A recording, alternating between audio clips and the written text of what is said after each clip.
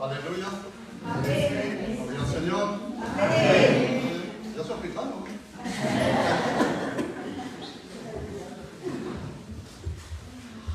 Alléluia, ça me fait tout drôle. Ça fait combien de temps que je suis venu au moins 30 ans 25 ans. Ça me rappelle des bons souvenirs. C'est avec le frère Dubote, du Consuegro, qu'on a créé cette église. Avant, on était rue de la Jamaïque, à Comalia à Saint-Antoine. Et de cette église, on a levé plus de 20 prédicateurs.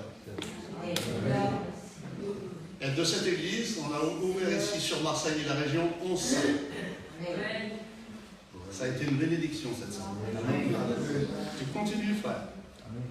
Tu continues la bénédiction de Dieu. Il est vrai qu'on prend de l'âge, j'avais une trentaine d'années, moi. Maintenant j'en ai 71. Je parais pas, je suis beau. Alors écoutez, c'est pas de ma faute, je suis né comme ça. Quelle grâce, quel bonheur d'appartenir à Jésus. C'est un effet de bonheur, alléluia. Moi je donnais ma vie au Seigneur, j'avais 17 ans. Ça fait, je rentre dans ma 54e année de ministère. Pendant 42 ans, j'ai été le trésorier général de la mission, 17 ans trésorier adjoint et 25 ans trésorier général de la mission. Pendant 42 ans, j'ai donné ma participation à l'école publique. Donc j'ai vu des milliers d'étudiants qui sont prédicateurs aujourd'hui, pasteurs d'église. Alléluia. C'est une grâce, un bonheur. Mais ça ne fait pas de moi un homme sauvé parce que je suis prédicateur. Ça ne fait pas de moi un homme sauvé parce que j'ai été dans des dizaines et des dizaines de pays dans le monde prêcher la parole de Dieu. Parce que j'ai créé en Inde, alléluia, avec un collègue, on est parti en Inde, on n'avait pas d'argent, on n'avait rien du tout, et Dieu m'avait envoyé là-bas. Je vous expliquerai ça, mais je reviendrai maintenant. Et on a créé là-bas 8 orphelinats, 500 enfants qu'on a récoltés et qu'on a ramassés dans les rues des Indes. Là-bas, il y a 1,4 milliard d'habitants. Il y a 100 millions de tziganes, de gitans là-bas, et qui sont discriminés comme partout en France. Et partout à l'étranger, le gitan il est discriminé. Mais là-bas, c'est encore pire. Parce que là-bas, enfin, je vous expliquerai ça un autre jour. Je vais rentrer dans le vif du sujet. Si je suis là ce matin, c'est parce que nous avons besoin de regarder dans quel état nous sommes.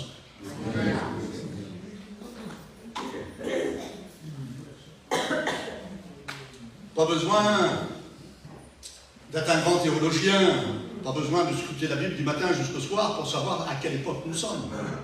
Je vous l'annonce, je vous le dis, officiellement, il y a eu 319 textes dans la parole de Dieu de l'Ancien Testament qui ont prédit l'avenue de Jésus-Christ, l'enlèvement de l'Église. Et ces 319 textes se sont tous accomplis. Il a dit que vous verrez que tous ces prophéties sont accomplies, vous verrez que le retour de Jésus ou l'enlèvement de l'Église, parce qu'il y a une différence entre les deux, l'enlèvement de l'Église est proche. C'est de dire qu'on se base sur la parole de Dieu. On ne se base pas sur une prophétie. Parce qu'il y a prophétie et prophétie entre nous. Je pourrais vous enseigner pendant longtemps. Vous savez, ici, on avait commencé avec Pivoter, on était une quinzaine, vingtaine de chrétiens, et on a fini, on était 300, 350 chrétiens. En haut, là, c'était plein, ici, c'était plein, dehors, c'était plein. On ne pouvait plus rentrer. Je sais pas où ils sont passés tous. Peut-être qu'ils sont dans d'autres églises, que Dieu fasse. Mais nous sommes dans les derniers temps. Et ça, je vous l'annonce officiellement, nous sommes dans les derniers temps. Les 319 prophéties qui annonçaient l'enlèvement de l'Église sont accomplies. Il n'en est qu'une seule qui n'est pas accomplie. 1 Colossiens, chapitre 4, verset 13. Au son de la trompette de Dieu, à la voix d'un archange, les morts en Christ ressuscitent. Les morts en Christ. Nos chers disparus, nos familles, les chrétiens fervents, bouillants, ceux qui sont déjà en avance sur l'enlèvement de l'Église, ils partent à la rencontre de Jésus. Vous dites pas gloire à Dieu? Amen. Mais nous les vivants, alors attention, nous les vivants, nous les chrétiens, la Bible nous dit que nous partons à la rencontre de Jésus. Amen. Ça, c'est dans la théorie. C'est dans la pratique de la parole de Dieu. Mais sincèrement, personnellement, est-ce que tu crois vraiment que tu es sauvé? J'ai entendu une prière tout à l'heure, hein, je suis sûr de mon salut. Alléluia. On peut être sûr de son salut. Parce que la parole de Dieu, celui qui croira et qui sera baptisé sera sauvé. Alors, nous croyons, nous sommes baptisés, donc nous sommes sauvés. Non. Tous ne seront pas sauvés. Parce qu'il y a des textes qui le disent. Ce n'est pas moi qui le dis. Je suis qu'un vermisseau, je suis qu'une poussière. Mais c'est la parole de Dieu qui le dit. Beaucoup d'appelés, mais peu d'élus. Alors, ceux des appelés, qu'on a dit beaucoup d'appelés, eh bien, eux, ils disaient, celui qui croira et qui sera baptisé sera sauvé, donc il est sauvé. Non. Je pourrais vous tirer des dizaines de versets dans la parole de Dieu, que c'est pas parce qu'on dit Seigneur, Seigneur de notre bouche, qu'on vient prier le matin, qu'on prend le culte le dimanche, qu'on donne son offrande, qu'on est sauvé.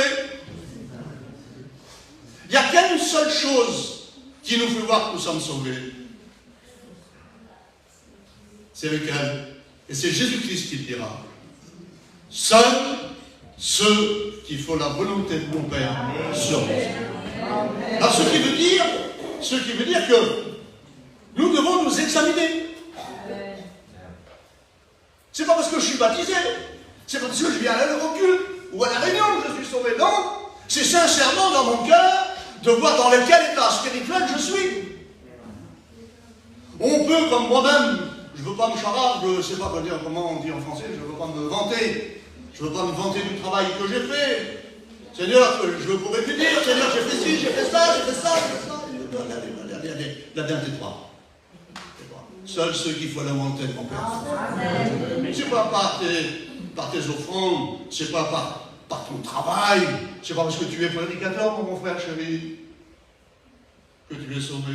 C'est pas parce que tu joues de la guitare. Merci Seigneur que tu le fais. C'est un honneur de le faire. Et on va le voir ensemble pour vous. Les musiciens, les diacres. Mais seuls ceux qui font la volonté de Dieu seront sauvés. Amen. Ce qui veut dire, mon bon frère chéri, tu es sur la balance. Je ne sais pas de quel côté tu penches.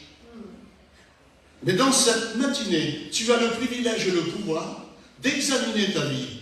Et je dis merci Seigneur, si tu vois que tu as péché, si tu vois que tu as transgressé, les super spirituels, ça n'existe pas. Vous savez, ma longue carrière de serviteur de Dieu me fait voir qu'il y en a bien souvent, j'en ai connu, moi, des super spirituels, qui croyaient être sauvés, qui prenaient les gens pour n'importe qui, n'importe quoi. Eux, ils étaient super, ils étaient plus que l'autre. Ah, mais t'as vu celui-là, et t'as vu celui-là, mais moi, je ne suis pas comme ça. Ah non. Vous savez qu'est-ce qu'elle dit? C'est l'apôtre Paul qui le dira. Vous bronchez tous d'une manière ou d'une autre. Ce qui veut dire qu'il n'y a pas un seul, juste. Pas un seul. Tous sont pervertis et tous sont privés de la gloire de Dieu. Alors, Seigneur, je ne comprends plus. Je ne comprends plus. On va rentrer dans le vif du sujet. Alléluia. On va lire un texte de la parole de Dieu. Oh, que c'est beau. Vous allez voir que c'est beau. Rien que pour ça, vous allez me dire de revenir. Mais tout ça dépend combien vous me donnez. J'étais trésorier pendant 42 ans. Dans Néhémie, chapitre 1er, et verset 3. On va lire un petit passage. Hein. Je ne vais pas être trop long, mais vous savez, quand je prends la parole, il y a 54 ans de vie de prédicateur derrière. Hein. Il me répondit, ceux qui sont restés de la captivité sont là dans la province. Au comble du malheur et du déshonneur, la muraille de Jérusalem a des brèches, et ses portes sont brûlées par le feu. Lorsque j'entendis ces paroles, je m'assis et je pleurais pendant plusieurs jours. Je pris deuil, je jeûnais, je priais devant Dieu, le Dieu des cieux, et je dis, Éternel, Dieu des cieux, grand et redoutable, toi qui gardes l'alliance et la bienveillance envers ceux qui t'aiment et qui gardent tes commandements, que ton oreille soit attentive et que tes yeux soient ouverts pour exaucer la prière de ton serviteur. je suis en prière devant toi en ce moment, jour et nuit, pour tes serviteurs, les Israélites, en confessant les péchés des Israélites, nos péchés contre toi, moi et ma famille, nous avons péché. Nous voyons que Néhémie regarde les murailles de Jérusalem, il regarde la ville de Jérusalem, qui est la ville de Dieu. Dieu s'est créé une ville parce que Salomon y a mis un temple, a construit le temple. Et le temple à Jérusalem, la Bible nous dit que Dieu est venu habiter avec les hommes. Le Dieu du ciel est venu habiter avec les hommes. Et pendant X années, la bénédiction, la grâce de Dieu était parmi les hommes.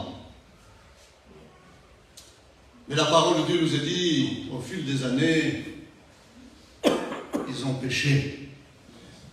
Ils ont transgressé la loi. Il n'y a pas, mais mon frère chéri, ça je vous le dis, attention, hein. C'est un avertissement. Il n'y a pas de relation entre Dieu et le péché. Dieu a horreur du péché. Dieu a horreur du pécheur. Dieu a horreur du pécheur. Mais la Bible nous dit qu'il l'aime, malgré sa désobéissance. Comment expliquer cet amour? Moi, quelqu'un qui me fait du mal, quelqu'un qui m'écrase de pied, j'étais un ancien boxeur en plus, hein, et j'aimais la bataille.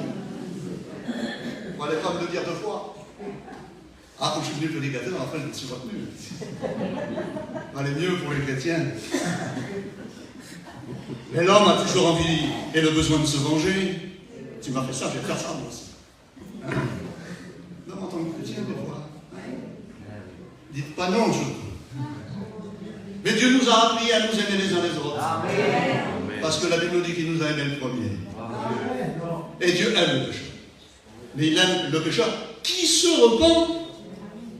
Et là, nous voyons Néhémie qui inspecte la ville de Dieu, la ville qu'il avait consacrée. Il la voit cassée, brûlée, les portes sont tombées par terre, la muraille est déboulée. Par endroits, il n'y a plus rien du tout. Le péché rentre comme il veut.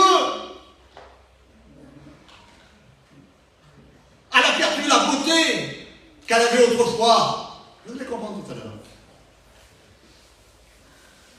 Elle a perdu la force que Dieu lui avait donnée. Et il y a quelqu'un qui se frotte les mains. Qui c'est votre ami? L'autre. Ah, je suis content. La ville de Dieu est en ruine. Elle est brûlée par le péché. Ah, que je suis content. Et là, nous voyons que Néhémie pleure de voir cette désolation, de voir cette ville si belle, si grande, si bénie par Dieu. La voilà en ruine. Elle est détruite. Elle est éboulée. Elle est cassée. On va lire un autre passage dans la parole de Dieu. Toujours dans Néhémie, chapitre 2 et verset 17. J'aimerais bien la prochaine fois, quand je viens, à moins que vous ne savez pas lire, mais faites semblant, de venir avec votre Bible. Alléluia. Merci Seigneur. Un chrétien sans Bible, c'est un chrétien qui n'a pas d'armes. Comment voulez-vous combattre? On va le voir tout à l'heure. On va le voir. Puis n'amenez pas les téléphones. Hein. Les téléphones, ce n'est pas des Bibles, hein, c'est des téléphones. Parce que, avec mon stature d'ancien de la mission, je vais vers vous et je vous fais honte. Si vous venez à la réunion avec un téléphone. Mais l'autre jour, j'étais encore engagé, je ne vous dirai pas laquelle église. Je dis, prenez votre Bible, et puis il y avait un chrétien, malheureusement pour lui, il était devant moi, il prend la Bible, il prend le téléphone. Je dis, ça, mon frère, c'est pas une Bible, ça. C'est pas une Bible, c'est un téléphone. Et avec le téléphone, hein, c'est l'autre, là, le téléphone. C'est pas Dieu. La Bible veut dire le livre. C'est ça. Alors, ok, ne me donnez pas une autre. Laissez-le dans votre poche. On va lire ce verset, si vous voulez bien. Néhémie 2, verset 17. Je leur dis, vous voyez le malheur où nous sommes? Jérusalem est détruite et ses portes sont brûlées par le feu.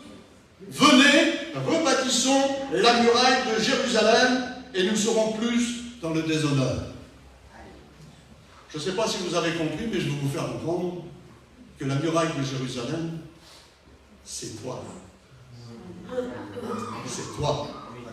C'est ta vie. Dans quel état est ta muraille ce matin? Dieu vient visiter sa ville. Il vient te visiter ce matin. Et qu'est-ce qu'il trouve? Qu'est-ce qu'il trouve? Une ville, une muraille éboulée, cassée, brûlée. Et vous savez, à cause de quoi? Car elle est brûlée, cassée, éboulée. Il le dit ici. Nous n'avons pas observé tes commandements.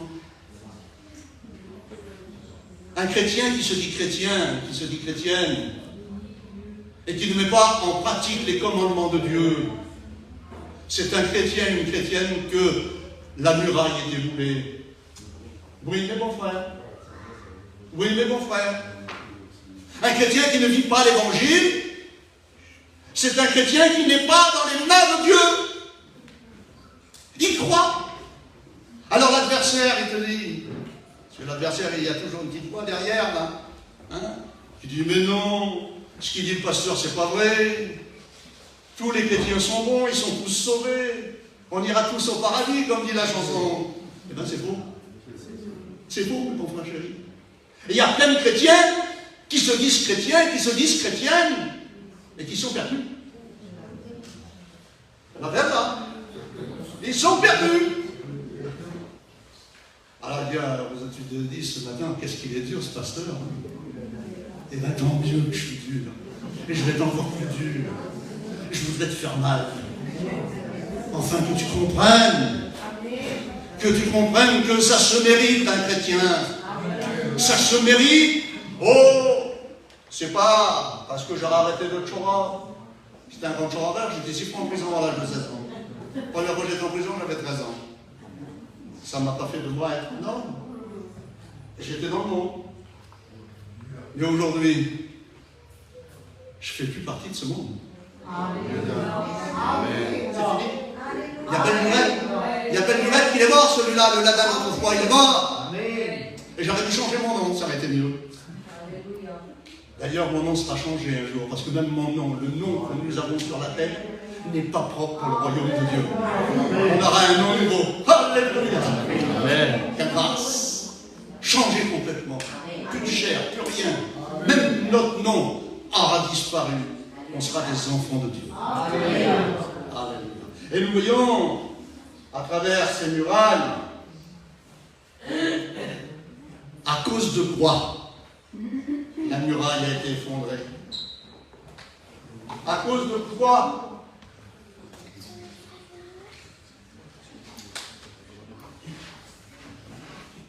Ben, à cause du péché.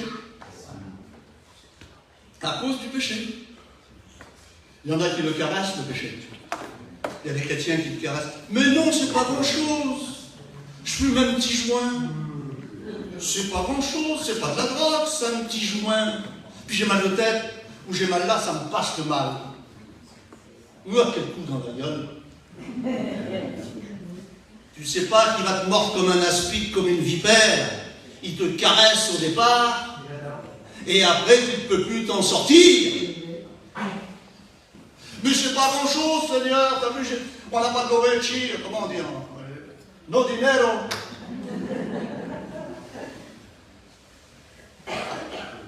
Seigneur, si je peux te chorer un tout petit peu pour manger, c'est pour donner à manger à mes enfants. Même là, tu te remplaces la loi, tu le caresses le péché. Il y en a combien qui caressent le péché et qui se disent mais c'est pas grand-chose, c'est rien. Et puis le Seigneur il est bon, le Seigneur pardonne. Mais celui qui vit le péché, Dieu ne le pardonne pas. Non. Vous voulez que je vous donne le verset? Celui qui avoue ses transgressions, Dieu le pardonne. Nein. Nein, faut dire in Deutsch, en allemand. Je vous le dis en quelle langue? Dieu ne pardonne pas le péché de celui qui le convoite jour et jour. Dieu pardonne à la seule condition que tu lui demandes pardon. Celui qui délaisse, celui qui avoue et qui délaisse ses péchés, Dieu pardonne. Et il y en a combien? La Bible dit qu'on n'est qu'une poignée dans les mains du Seigneur. C'est vrai que la main de Dieu est grande, à Apocalypse 7, nous dit que Dieu tient dans sa main 7 étoiles. Une étoile, c'est 1 milliard de fois plus grande que la Terre. C'est beau, hein? Il en tient 7 dans sa main. Alléluia. Donc il y a de la place pour toi, hein? Il y a de la place pour toi, elle est assez grande pour toi. Et elle est assez bénissante pour toi. Alléluia, cette main. Mais la Bible nous dit que ceux qui sont sauvés, c'est qu'une poignée. Va au bord de la mer. Il y a des kilomètres de plage avec du sable fin, à droite et à gauche. Des kilomètres. Ça en fait des tonnes de grains de sable. La Bible nous dit qu'on n'en prend qu'une poignée. Dans sa main, il y en a quelques milliards, je ne sais pas, parce qu'un grain de sable, c'est pas grand-chose. Mais par rapport à ce qui est à l'extérieur de sa main, sur la plage, combien de milliards sont perdus? Donc ce matin, si tu es là, c'est que tu es un privilège. C'est pas un effet du hasard que tu es là. Il n'y a pas de hasard dans la vie. Elle n'existe pas, le hasard. La chance, ça n'existe pas. C'est des faits marquants. Noir, c'est noir. Blanc, c'est blanc. Sauvé, c'est sauvé. Perdu, c'est perdu. C'est la Bible. Mais si tu es là, c'est qu'il y a de l'espoir. Il y a de l'espoir. Alors, ne confie pas, ça fait 30 ans que je suis chrétien, ça fait 40 ans que je prêche l'évangile, ça fait ci, ça fait... Non, c'est l'instant présent, mes bons frères. J'ai vu des prédicateurs de prêcher pendant 50 ans, et puis capoter dans le péché. Ouais. Et 1 heure avant, c'était des super spirituels. C'est l'instant présent qui compte. Comment tu es maintenant? Pas hier. Hier, c'est hier. Aujourd'hui, c'est maintenant. Et c'est maintenant que Dieu te demande de regarder ton état, de voir comment tu es. Et nous voyons ici, il leur demande, écoutez, et je leur racontais comment la bonne main de mon Dieu était sur moi, et quelles paroles le roi m'avait adressées et dire, levons-nous et bâtissons. Et ils se fortifièrent de cette bonne résolution. Levons-nous et bâtissons. Tu n'as pas envie, ce matin, de rebâtir ta muraille? Si vous lisez tout ce passage, qui est un passage merveilleux, je l'ai lu en long, en large et en travers, nous allons voir tout à l'heure les bienfaits de Dieu à travers la reconstruction. Mais avant de reconstruire, il faut savoir pourquoi notre muraille est démolie. Et à quel niveau elle est démolie? La Bible nous dira ici, si je lis tout le texte, à des moments, à certains moments, la muraille est complètement éboulée. Ça, c'est des personnes qui n'ont pas fait attention, qui ont été dans le péché, en veux-tu, en voilà. La muraille est complètement éboulée, complètement. Mais certaines personnes ont simplement quelques pierres qui se sont éboulées. C'est exactement pareil. Celui qui pêche contre le plus petit commandement. Écoute jamais, pour favor. Celui qui pêche contre le plus petit commandement n'est pas propre pour le royaume de Dieu. Non. Pas besoin de tuer père et mère, pas besoin d'aller le Torah, pas besoin de faire les 400 coups. Si tu ne commets pas un bienfait, là, c'est pas toi. si tu ne commets pas le bienfait que Dieu t'a dit de faire, tu pêches. Tu aimeras ton prochain comme toi-même. El moro. Ah ben je l'aime. Ah, j'aime pas la religion musulmane, hein. Mais j'aime l'arabe. J'aime le gitan. J'aime le païen.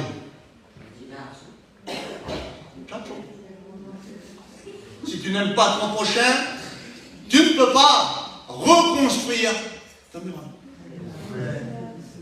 Et ça va encore plus loin. Si tu n'aimes pas ton frère dans la foi, ah, je ne parle pas, il m'a fait du mal celui-là. Hein. Ah, il y en a combien? Hein? Il y en a combien? Ah non, non, je ne peux pas. Je peux pas. Alors c'est de famille, de génération en génération. Hein. Il y a eu un petit truc dans une famille, la famille là, elle est bannie. Ah, elle est bannie. Bah, t'es perdu. Vous savez ce qu'a dit la Bible? C'est-à-dire l'amour. Vous allez sortir comme des saints ce matin, si vous le mettez en pratique. Celui qui n'aime pas son frère, dans la foi, est un meurtrier. Et qu'est-ce qu'a dit la Bible pour les meurtriers? Aucun meurtrier n'héritera le royaume de Dieu. Alors, t'as pas de Torah, t'as pas fait les 400 coups, tu t'es pas drogué, t'as pas fait ci, t'as pas fait ça, tu n'aimes pas ton frère, t'es perdu. Je ne sais pas si tu aimes tout le monde. Alors, gloire à Dieu, je me mets devant lui, il va dire, mais moi j'aime tout le monde. Hein. Bon problème. Vous voyez que la Bible, c'est sérieux. C'est sérieux. Alors, mon frère, ma soeur, là je vous ai noirci le tableau. Maintenant, on va, si vous voulez bien, le blanchir. Est-ce que tu veux, puisque tu connais ton état, j'ai pas besoin d'aller vers toi, je suis pas un curé au confessionnal, moi, ça n'existe pas. Ça n'existe pas. Ne vous confiez pas dans l'homme, dit la Bible. Confiez-vous dans Jésus. Dites-lui vos misères ce matin. Dites-lui votre péché. Vous savez, je ne suis pas un maître exceptionnel, je ne suis pas plus qu'un autre. Je suis ladin, avec mes défauts, mes qualités. Mais surtout mon franc-parler. C'est moi, je pars devant le président de la République, ou devant un petit, je ne sais pas moi, Vanupier ou ce que vous voulez, moi je dis la vérité. Blanc, c'est blanc. C'est ce qui m'a valu dans mon ministère beaucoup d'ennemis. Hein. Quand vous allez vers quelqu'un et lui dites, mon frère, ça va pas, il n'est pas content. Alors qu'il devrait te sauter au cou. Parce que si tu lui dis que ça va pas, c'est pour son bien. Si je vous dis que ça va pas ce matin, si je vous dis de faire attention à votre comment dire, muraille, c'est pas pour vous faire du mal. C'est pour vous faire comprendre votre état. Et pour vous faire comprendre que le Seigneur Jésus-Christ voudrait que tu rebaptises, que tu arranges ta vie, que tu la mets conforme à l'Évangile. Vous n'avez pas envie, vous? Vous savez, moi, tous les soirs, je prie le Seigneur et je lui dis, Seigneur, là, je me confie. Hein. Est-ce que tu as été fier de moi dans cette journée? Alors je réfléchis bien. Parce que avant qu'il me réponde, ben, j'ai le temps de réfléchir. Ah non, j'ai pas été comme tu l'aurais voulu dans cette journée. J'ai dit des vilaines paroles. Je me suis énervé. Le Hadjo, la voiture, il était devant, il m'énervait. Avance mon copain, avance mon copain. Hein? Ça t'arrive pas, toi? Et quand tu es au supermarché, là-bas, tu te vends un tas de marchandises que là, dans le ballon. On est toujours pressé, les gitans. Hein? Maintenant, j'ai la carte d'arrivée, je passe avant tout le monde. Mais avant, j'étais sur les nerfs, je ne pouvais pas. J'ai dit, elle a besoin d'acheter ça, madame. Elle a besoin d'acheter ça. Elle a besoin des carottes, de carottes comme ça. Avec un, ça ne suffit pas. Alors j'étais énervé. Alors quand je regarde ma vie, avant de lui demander pardon, Seigneur, ça ne va pas. Mais le Seigneur, il est tellement bon, il m'a dit, allez là-dedans. Tu as vu ton péché, tu as vu ta désobéissance. Tu ne recommenceras plus. Ah oui, Seigneur. Je recommencerai. et l'aime pardon. Amen. Alléluia. Amen. On a besoin de comprendre notre état de confession. Je reviendrai, je vous ferai, pendant 42 ans, j'ai fait des études. Hein. Pour les étudiants, peut-être aussi, hein? Toi aussi, non? Et je reviendrai vous faire quelques études. Amen. Pour vous faire comprendre un petit peu, mettre le doigt dans la plaie, ça va faire mal. Voilà, je vous garantis que ça va faire mal. Mais quand vous allez sortir de là, vous allez être guéris. Alléluia. Gloire à Dieu. Alors, nous voyons que le peuple de Dieu, nous voyons que Néhémie réunit tout Jérusalem, tous les hommes, les femmes, les enfants, tout le monde. Et il leur dit, vous ne voyez pas dans quel état est la muraille de Jérusalem, la ville de Dieu? Les gens n'avaient pas pris conscience, n'avaient pas fait attention, ou étaient égarés, parce que l'autre là, vous allez voir, il s'appelle Shambhala. Shambhala de sa mère. Et encore, je suis poli. Il viendra toujours pour te mettre des bâtons dans les roues, celui-là. Mais non, c'est rien. Continue comme ça, ta petite vie chrétienne. Mais c'est que t'es perdu, lui. Si tu continues comme ça. Alors, ce matin, est-ce que vraiment, attention, hein, pas des falches, pas des faux chrétiens, des vrais. Est-ce que tu es prêt ce matin à nettoyer ta vie? Tu es prêt à reconstruire la muraille? Lève la main pour voir. C'est là qui est prêt. Tu lèves pas ta main? Je ne sais pas, vous avez de l'arthrite? Là. Je vais vous dire une chose. Ce sont les violents qui s'emparent du royaume de Dieu. Ceux qui veulent, les vrais, pas les timides, pas les bons, on verra. Les vrais. J'ai péché, je te demande pardon. Faut faire quelque chose, je le fais, Seigneur. Vous voyez, j'étais tout jeune prédicateur, j'avais 23 ans, enfin, je vous raconterai ce témoignage de guérison que j'ai eu et qui a boosté un petit peu mon ministère. J'avais 24 ans, après je crois, 24 et 25 ans. On était en Nord à l'époque, donc ça remonte très très vieux. Et il fallait un prédicateur pour la Corse. Vous savez, le Manouche et le voyageur à l'époque, ça faisait loin pour aller en Corse. Moi j'étais en Bretagne, je suis de Breton. Maintenant je suis Marseillais. Je suis de Marseille, on a fait les Martigues. Mais avant j'étais Breton. Il fallait traverser la France, prendre un bateau, mettre la caravane sur le bateau et passer en Corse. Aucun ne voulait y aller. C'est pas vrai. Il y a des âmes qui se perdent là-bas. Ben, j'ai dit à Jimmy, dis-moi Jimmy, je dirais. Et donc j'étais en Corse. J'ai traversé la France et j'étais en Corse. Et là-bas, j'ai créé l'église. Et quand je sortais de la Corse, je revenais ici à Marseille. Regardez. Vous savez, la bonne volonté. C'est pas pour mon chara, pour faire voir que je suis quelqu'un de plus ou de moins. Mais regardez comment Dieu se sert de ceux qui sont de bonne volonté. Et je me suis arrêté à Marseille.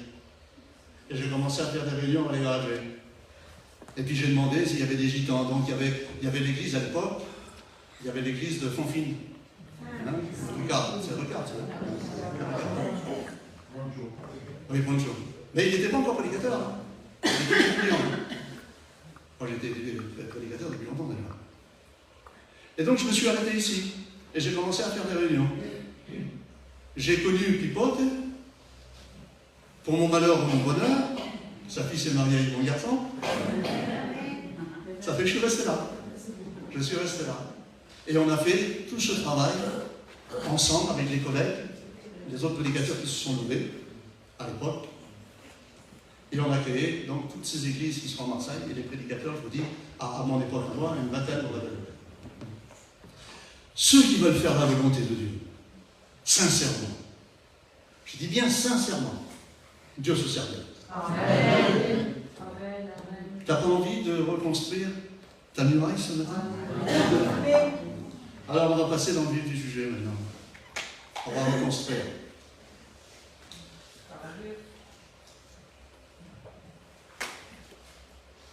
La Bible nous dit, écoutez, le Dieu des cieux nous donnera du succès. Ah, moi je suis un vainqueur. Je suis un gagnant.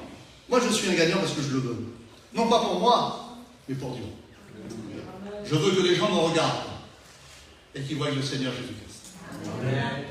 Dans tout ce que je dis, tout ce que je fais, dans le travail que je fais, c'est pas moi qui le fais. C'est lui qui le fait à travers moi. Un prédicateur qui prêche, c'est pas lui. Qu'importe le prédicateur. Que ce soit un étudiant de première année, ou que ce soit un érudit, un enseignant, c'est pas lui qui parle. C'est pas son intelligence. Oui ou non? C'est Dieu qui parle à travers moi. C'est Dieu qui parle. Ce matin, c'est lui qui parle à travers moi. J'ai beau être intelligent. Vous êtes jaloux? Non, ça ne suffit pas. Il faut que le Saint-Esprit de Dieu parle. Et c'est lui qui convainc de justice. C'est pas à force de parole. Aujourd'hui, il y a un phénomène qui se passe, ça m'énerve. Il va falloir que je mette les pieds dans le plat. Les prédicateurs, ils prêchent 1 heure, 1 heure et demie maintenant. Ils n'ont plus de faim. Et on sort du culte, il est 1 heure d'après-midi. Mais c'est quoi ça? Vous croyez que c'est à force de parole, de blablabla et blablabla qu'on rencontre le Seigneur? Une seule parole! Une seule parole par le Saint-Esprit, ça suffit. Pas besoin de prêcher 1 heure ou 2 heures. Sauf dans des cas particuliers. Hein. Là-bas, en Inde, je prêchais 3 heures. Ah oui, mais les gens, quand ils venaient à la réunion, ils faisaient 30-40 km à pied, ils partaient le matin de bonne heure. Sous un soleil de plomb de 50-60 degrés en plein soleil, pieds nus. On n'allait pas les renvoyer 20 minutes après. Donc on faisait des réunions, puis on leur faisait manger en plus. Mais là, c'est... Aujourd'hui, il y a des phénomènes que je n'arrive pas à comprendre vers les jeunes prédicateurs. Enfin bref, on continue. Alors là, le Seigneur, Dieu, leur appelle. Venez, par clan. C'est quoi les clans? Gitano, le clan Gitano, le clan Manouche, le clan Sinto, le clan Rom, le clan Yéniche, le clan Païo. Venez. Ça veut dire que chaque clan, chaque race, chaque personnage a le pouvoir de venir reconstruire. C'est pas donné simplement aux gitans, parce qu'il y en a qui croient qu'il y a les gitans qui sont sauvés, les gagés sont perdus, les païens sont perdus. Mais non, mes bons frères chéris, c'est un privilège que les gitans soient sauvés. Parce que les pancartes interdites aux forêts et aux nomades, il aurait pu le mettre là. Ah, il y en a partout en France et dans le monde qui sont rejetés. Je pourrais vous en parler. Mais bien au contraire, il y a une pancarte qui dit les gitans, venez. Les manouches, venez. Les sintis, venez. Les roms, les yéniches, les païos, l'arabe, et tout ce que vous... Venez, il y a de la place pour tout le monde. Il y a de la place pour reconstruire. Il y a de la place pour travailler pour Dieu. Que son saint nom soit béni. Venez, par clan, non par race. Venez par homme. Les hommes, venez les hommes. Ça veut dire quoi? Là, je rentre dans un sujet qui est très important. Alors, venez les hommes. Qu'est-ce que l'homme représente pour Dieu? L'homme représente la cellule familiale. L'homme représente l'autorité dans le couple. Donc quand il dit aux hommes de venir, ça veut dire tu viens avec ta femme, tu viens avec tes enfants. Ça, c'est l'ordre de Dieu. Si tu n'es pas capable de diriger ta famille, tu ne seras jamais capable de diriger l'œuvre de Dieu. Tu ne seras jamais capable de reconstruire. Et ça serait une aberration, je dis bien une aberration, de construire ta muraille et que ton fils soit perdu, ou que ta fille, ou que ta femme, ou que ton mari. En tant qu'homme, tu as ce merveilleux privilège d'être le chef de ta maison. Alors, en dehors des gens, même si ta femme te fait faire la vaisselle chez toi, c'est pas grave. Il y a un gitan, il est au bar, je vous raconte une petite anecdote. Il est au bar, il téléphone à sa femme, et il dit à sa femme, je te préviens que l'eau soit chaude ce soir, parce que ça ne va pas aller si l'eau n'est pas chaude. Et l'autre gitan à côté, moi, quel homme. Ah, quel homme. C'est bien. Tu as l'autorité avec ta femme. Elle dit oui. Il dit, tu veux rire, non? Je ne vais pas faire la vaisselle à l'eau froide. Ça, c'est son problème. Ça, c'est son problème. Mais devant Dieu, l'homme a la responsabilité de sa femme et de ses enfants. Tu dois les forcer à venir à la réunion. J'ai trop entendu, mais mon frère chéri, Barodel, elle le sait. Il faut bien que jeunesse se passe. Laisse-les aller. Dans les boîtes de nuit, les machins, puis ils reviennent, ils sont boire à son Dieu. Ils sont drogués et ils se tuent en voiture. Mes enfants à moi, je vous le dis, étaient interdits de sortir. J'avais 3 garçons. Hein. 3 garçons et ma fille qui est là, non? Mon gendre. Interdit de sortir. Minuit 1, je prenais un bâton déroulé. Alors les cheveux comme ça, là, interdits. Vous avez vu maintenant? On ne reconnaît plus l'homme de la femme. Ils ont des boucles d'oreilles, ils ont des coupes à Hitler, ils ont le pantalon. Là. C'est quoi ça? C'est chrétien ça? C'est le monde? Qu'est-ce que nous dit la parole de Dieu? Et l'apôtre Paul, ne vous conformez pas au siècle présent. C'est pas parce qu'ils ont un os dans le nez qu'ils peuvent mettre un os dans le nez. Un chrétien, c'est une nouvelle créature. Amen. Un chrétien, c'est à l'image de Dieu. Amen. Un chrétien doit être sobre. Amen. Un chrétien doit être bien mis. Moi, je mets ma cravate. Il y a des cravates là. Dans mon temps, même les Duvilles. Les Duvilles, chez nous, c'est des manouches arriérés, des gens de la campagne. Ils sont pieds nus, hein, ils font des paniers, et ils sont toujours en campagne. Même eux, quand ils allaient à la convention, ils mettaient des cravates. Alors, je rigolais des fois, la cravate, elle descendait pas. Le paletot, ils voulaient mettre des costumes, le paletot, il était là. Mais ils voulaient plaire à Dieu. Ils voulaient plaire à Dieu. Donc ils s'habillaient. Pour eux, c'était bien. Hein? Pour eux, c'était bien. Ils mettaient des chaussures, ils avaient mal aux pieds, parce qu'ils étaient toujours bien nus. Mais pour eux, ça faisait bien. Ils voulaient se mettre en règle avec Dieu. Alors laissez le monde tranquille, mes bons frères chéris. Laissez les Adidas, je ne sais pas comment ça s'appelle, tous les marques bidons. Parce qu'à cause de ces marques-là, il y en a qui font des crimes, il y en a qui volent pour se payer ces marques qui ne peuvent pas. On n'a pas besoin de ça. On ne rentrera pas avec des Reebok, on ne rentrera pas avec des Nike dans le ciel. Vous comprenez, mes bons frères chéris? On n'est pas non plus des arriérés, on ne va pas non plus avoir la mort au nez.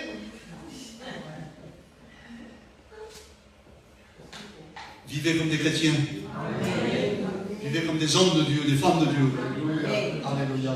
Donc il appelle des hommes. Les hommes, vous avez la responsabilité de vos enfants. De les éduquer dans le Seigneur, selon la parole de Dieu. Je ne vous dis pas non plus d'être des tortionnaires, de les taper. En général, on ne tape pas. Hein. Mais de les faire vivre comme des chrétiens. Alors il demande au sacrificateur. Sacrificateur, c'est toi. C'est toi. C'est vous. C'est moi. Serviteur de Dieu, venez reconstruire. On doit tous reconstruire. Qui que nous soyons. Les races, les hommes, les sacrificateurs, les prédicateurs, ils doivent reconstruire. Parce qu'entre nous, c'est parce que tu es prédicateur que ta muraille n'est pas écoutée. Parce que là, il y en avait plein de sacrificateurs à Jérusalem, et la muraille était écoulée devant chez eux. On va voir tout à l'heure, vous allez voir. J'essaye d'aller vite. Autrement, je vous le fais en plusieurs étapes. Hein? Premier épisode, deuxième épisode. Non? J'essaie de vous dire tout ça. Alors il appelle les sacrificateurs, les prédicateurs. Allez, venez, on va reconstruire. Moi le premier ce matin, je vous donne ma parole d'honneur. Je veux reconstruire ma muraille. Oui. Je veux mettre la main à la pâte. Je veux travailler. Et il dit aux diacres, les Lévites, venez, venez les diacres. Rappelez-vous là. Alors le diacre ici, je ne sais pas qui c'est qui lave la main.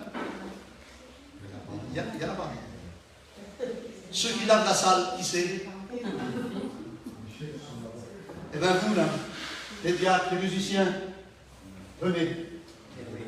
Venez aussi réparer la muraille. Vous voulez ou pas? On dirait que ça dépend. Le travail est peut-être trop dur, il fait chaud. Venez réparer la muraille. Et là, il y a un vieux, un viejo. Il est là. Il dit, moi aussi, je veux réparer la muraille. Il n'y a pas d'âge.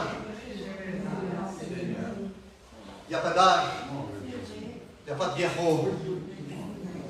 Il n'y a que des hommes de bonne volonté. Il n'y a que des hommes de bonne volonté.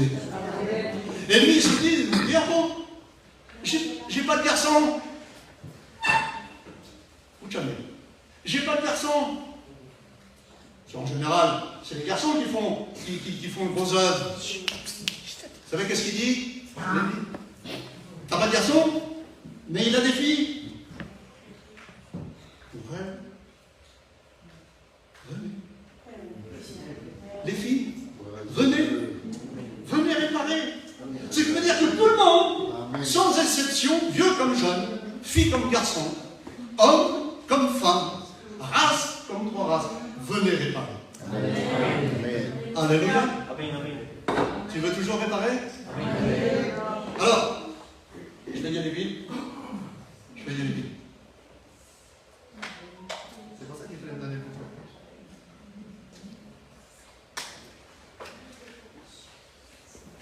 Le Seigneur Jésus-Christ ne te demande pas de réparer devant ton voisin.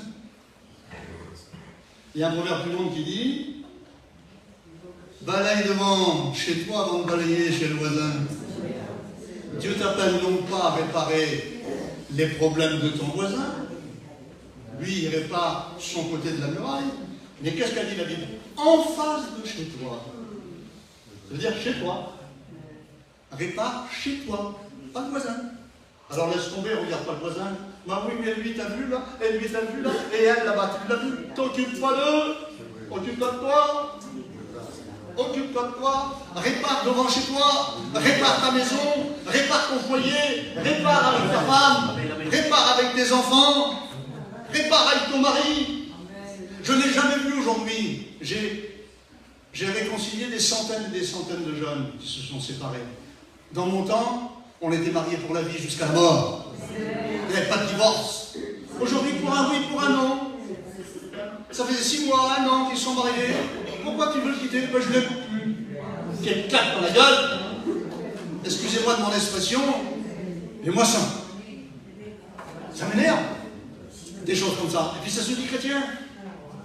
Et ça se croit sauvé.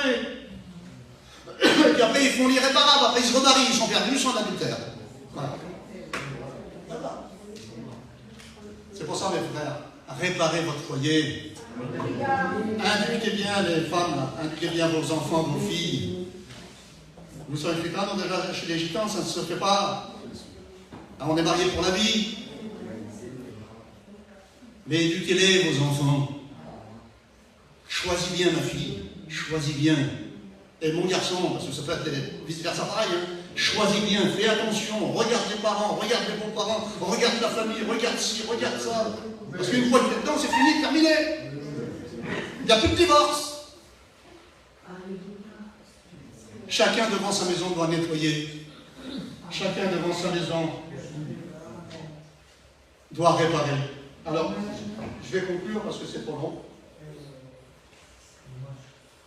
Néhémie chapitre 3, verset 33. Lorsque Shambhala, sa 7e grand-mère à Shambhala, appris que nous rebâtissons la muraille, il fut en colère. Non, forcément qu'il est en colère, pour malheureux. Forcément qu'il est en colère. Parce que les mauvais chrétiens, il les a sous sa coupe.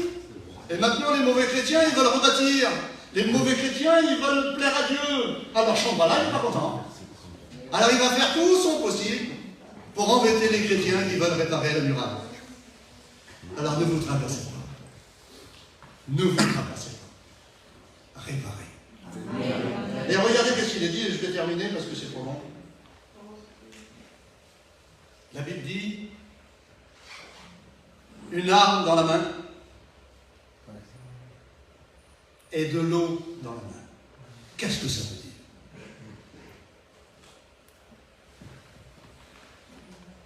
L'arme du chrétien dans la main, c'est la parole de Dieu. C'est les préceptes de Dieu. C'est la loi de Dieu dans la main.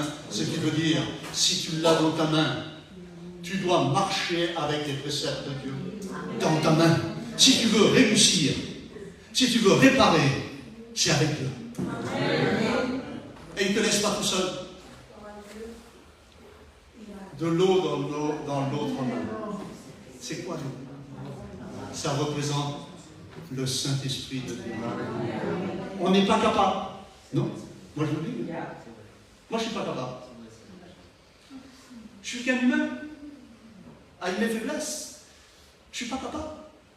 Mais si j'ai Dieu avec moi, Amen. Si j'ai le Saint-Esprit avec moi, je vais faire des exploits. Amen. Alléluia. Je vais faire des exploits. Amen. Vous êtes d'accord avec moi? Amen. Est-ce que vous êtes prêts ce matin? Amen. Est-ce que vous êtes prêts? Amen. Alléluia. Je termine. C'est dommage. Ça sera pour une autre fois. Mais je vous le dis de la part du Seigneur. Faites-le ce matin. Amen. Ne sortez pas de la réunion. Parce que Shambhala, il est là-bas. Shambhala, il est dehors. L'influenceur, il est dehors. Celui qui dira, mais non, ça ne sert à rien, il est dehors. Mais là, ici, là, il n'est pas là. Hein. Il ne peut pas rester dans la présence de Dieu. Amen. Les chrétiens ont le pouvoir de rester dans la présence de Dieu. Et c'est ici qu'on doit nettoyer et qu'on doit rebâtir notre vie. Que Dieu vous bénisse. Amen. Que Dieu vous donne la foi. Amen. Dieu vous garde. Amen. Restez entre les mains de Dieu avec le Saint-Esprit de Dieu. Que Dieu vous bénisse. Amen. Je te rends grâce. Je te bénis, je te loue. Je te remercie, Seigneur. Merci pour ta parole ce matin. Merci pour les grâces, le bonheur que tu nous donnes d'être appelés enfants de Dieu. Merci pour tout, mon Dieu. Bénis tous ceux et toutes celles, Seigneur, qui veulent travailler pour toi, qui veulent rebâtir leur vie, qui veulent, Seigneur Christ, nous demander pardon